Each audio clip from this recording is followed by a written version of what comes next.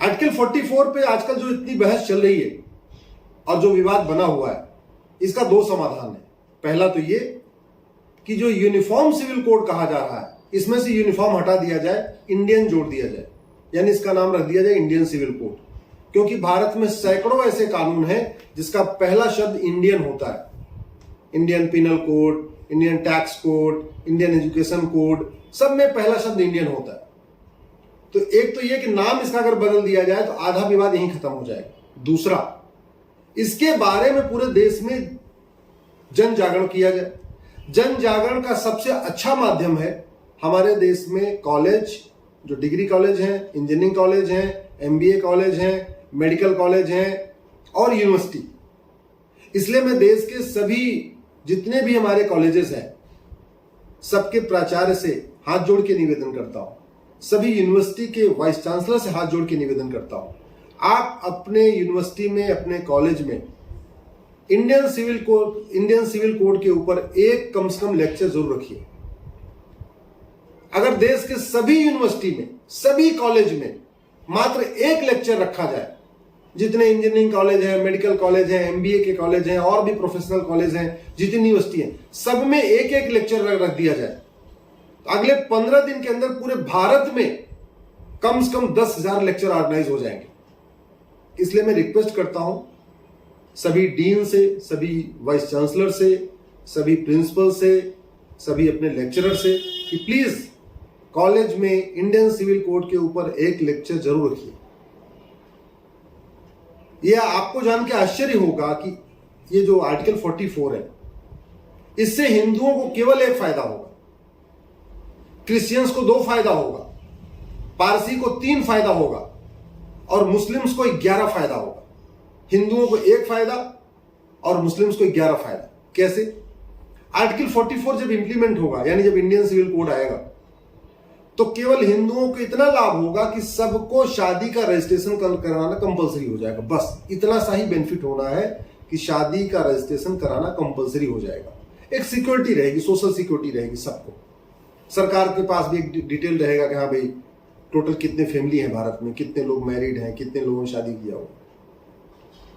Christians को 2 फायदा होगा, एक तो शादी का रजिस्ट्रेशन कंपलसरी हो जाएगा, दूसरा बेनिफिट ये होगा जो उनका कूलिंग पीरियड है, अगर वो डिवोर्स के लिए अप्लाई करते हैं तो उनको 2 साल तक इंतजार करना होता है, जबकि हिंदुओं में जो कूलिंग पीरियड है वो मात्र 6 महीने का है। मुस्लिम और क्रिश्चियंस में जो कूलिंग पीरियड है 2 साल का है, तो उनका भी कूलिंग पीरियड 6 महीने का हो जाएगा। तो उसका फायदा ये होगा कि जो 2 साल तक इंतजार करना होता, जहां वाइफ हस्बैंड दोनों रेडी हैं डिवोर्स लेने के लिए, इसके बावजूद 2 साल वेट करना पड़ता है, वो खत्म हो जाएगा। पारसी को 3 फायदा होगा। पहला तो ये उनकी शादी का रजिस्ट्रेशन उनके यहां भी कंपलसरी हो जाएगा। दूसरा, उनको विरासत और वसीयत में इक्वल राइट हो जाएगा बहन बेटियों को। वो पारसी से शादी करें, गैर पारसी से शादी करें, अपनी कम्युनिटी के बाहर शादी करें, उनको विरासत और वसीयत, सक्सेशन और इनहेरिटेंस का इक्वल राइट बना रहेगा। लेकिन मुस्लिम बेटियों को तो 11 फायदा होगा। सबसे पहला फायदा, शादी विवाह की उम्र समान हो जाएगी। अभी उनकी 9 साल चल रही है, वो 18 साल हो जाएगी या 19 साल या 20 साल, अभी तो पार्लियामेंट में तय होगा। जो भी होगा, कम से कम 18 साल तो होगी। तो स्वाभाविक सी बात है हमारी मुस्लिम बेटियां भी पढ़ेंगी, साक्षर बनेंगी। 18 साल के बाद शादी होगी तो उनका स्वास्थ्य भी अच्छा रहेगा। समझदार हो जाएंगी तो उनकी प्रताड़ना कम होगी, उनका मेंटल टार्चर कम होगा। उनको कम से कम 12वीं तक उनकी पढ़ाई हो चुकी होगी, तो कम से कम जिस भी लाइन से पढ़ाई करेंगे बेसिक उनको नॉलेज भी होगी, एक जिम्मेदार और नागरिक बन जाएंगे। दूसरा फायदा होगा, शादी का उनका रजिस्ट्रेशन कंपलसरी हो जाएगा, हालांकि वो सबको हो रहा है। तीसरा क्या फायदा होगा, ग्राउंड्स ऑफ डिवोर्स सबका कॉमन हो जाएगा। अभी मुस्लिम बेटियों को किस आधार पर डिवोर्स देना है वो कहीं लिखा ही नहीं है, कोडिफाइड ही नहीं है। तो अगर रोटी ठंडी हो जाए तो भी डिवोर्स हो जा रहा है, दूध में चीनी नहीं मिला है तो भी डिवोर्स हो जा रहा है, चाय ठंडी हो रही है तो भी डिवोर्स हो जा रहा है। और ट्रिपल तलाक भले खत्म हो गया, 4 तरीके के तलाक अभी भी चल रहे हैं। तलाके हसन चल रहा है, तलाके एहसन चल रहा है, तलाके बाइन चल रहा है, तलाके किनाया चल रहा है। और ये चारों तलाक ईमेल के जरिए होता है, व्हाट्सएप के जरिए होता है, कुरियर के जरिए होता है, इस तरीके से चल रहा है। तो ग्राउंड्स ऑफ डिवोर्स भी कॉमन हो जाएगा हिंदू, मुस्लिम, पारसी, ईसाई के लिए। तो फायदा क्या हो, सबसे ज्यादा फायदा होगा मुस्लिम बेटियों को। प्रोसीजर ऑफ डिवोर्स सबका एक हो जाएगा कि भाई देखो एक्स्ट्रा जुडिशियल तलाक नहीं होगा, सारे के सारे तलाक कोर्ट के जरिए होगा। तो हिंदू, क्रिश्चियंस, पारसी में ऑलरेडी कोर्ट के जरिए ही डिवोर्स होता है। किसका नहीं हो रहा है? मुस्लिम बेटियों को। तो फायदा किसको होगा? मुस्लिम बेटियों को। इसी तरीके से गुजारा भत्ता, मेंटेनेंस, भाई तलाक हो गया, अब बेटी कहां जाएगी? उसके पास भरण पोषण कोई रास्ता नहीं है, पिता बूढ़े हो चुके हैं, भाई अपने अपने परिवारों में व्यस्त हैं, तो बेटी की देखभाल कौन करेगा? गुजारा भत्ता कैसे मिलेगा? तो अभी हिंदू, जैन, बौद्ध, सिख में तो गुजारा भत्ता मिलता है, हमारी मुस्लिम बेटियों को गुजारा भत्ता नहीं मिलता। यानी जब इंडियन सिविल कोड आएगा तो एक फायदा ही हो जाएगा हमारी मुस्लिम बेटियों को, उनको भी गुजारा भत्ता मिलेगा।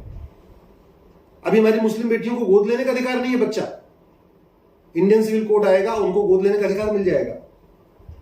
अभी उनको बच्चे के भरण पोषण का अधिकार नहीं है, डिपेंडेंट है, वो भी मिल जाएगा।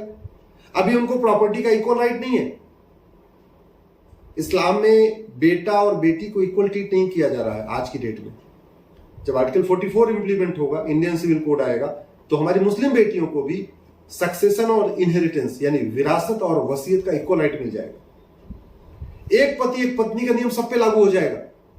तो हिंदू, जैन, बौद्ध, सिख पे तो पहले से लागू है। फायदा किसको हुआ? हमारी मुस्लिम बेटियों को।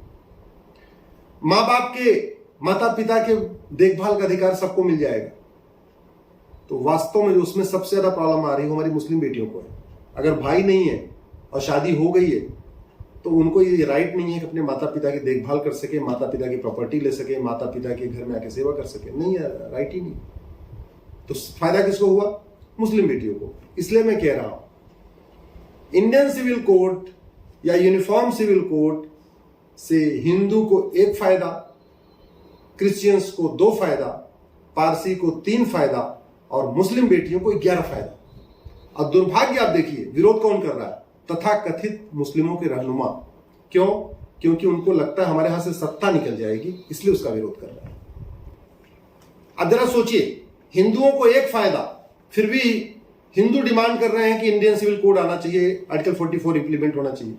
मुस्लिम्स को 11 फायदा, फिर भी मुस्लिम्स की बात करने वाली पॉलिटिकल पार्टियां, NGO, personal law board, Jamiat Ulama Hind इसका विरोध कर रहा है। जानते हैं क्यों? क्योंकि उनको बहन बेटियों को दबा के रखना है, उनका शोषण करना है। वो नहीं चाहते कि मुस्लिम बहन बेटियां भी आगे आए, डॉक्टर बने, इंजीनियर बने, अच्छी तरीके पढ़ाई लिखाई करें, सब कुछ करें। और खासतौर पर अगर इस इंडियन सिविल कोड में एक और चैप्टर जुड़ गया पॉपुलेशन कंट्रोल का, हम दो हमारे दो सबके दो, इसका भी फायदा सबसे ज्यादा मुस्लिम बेटियों को ही होना है। सबसे ज्यादा तबीयत उन्हीं की खराब हो रही है, ज्यादा बच्चा होने से उन्हीं की तबीयत खराब हो रही है, उन्हीं का डेवलपमेंट रुक रहा है, पूरी जिंदगी के बच्चों की देखभाल करते रह जाती है, उनकी अपनी जिंदगी में कुछ बचता ही नहीं। इसलिए मैं देश के सभी आदरणीय प्राचार्य, प्रधानाचार्य और अपने कुलपति, उपकुलपति सबसे रिक्वेस्ट करता हूं, प्लीज देर मत करिए, अपने कॉलेज में इंडियन सिविल कोड के ऊपर एक लेक्चर जरूर रखिए।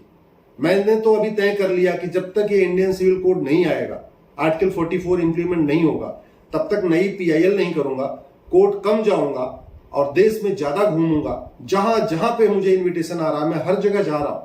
मैं लगातार बाहर निकलना मैंने शुरू कर दिया है, बाहर भ्रमण कर रहा हूं। आपके भी कॉलेज में अगर प्रोग्राम है तो आप कांटेक्ट करिए। अगर मेरे पास समय रहा तो मैं जरूर आऊंगा।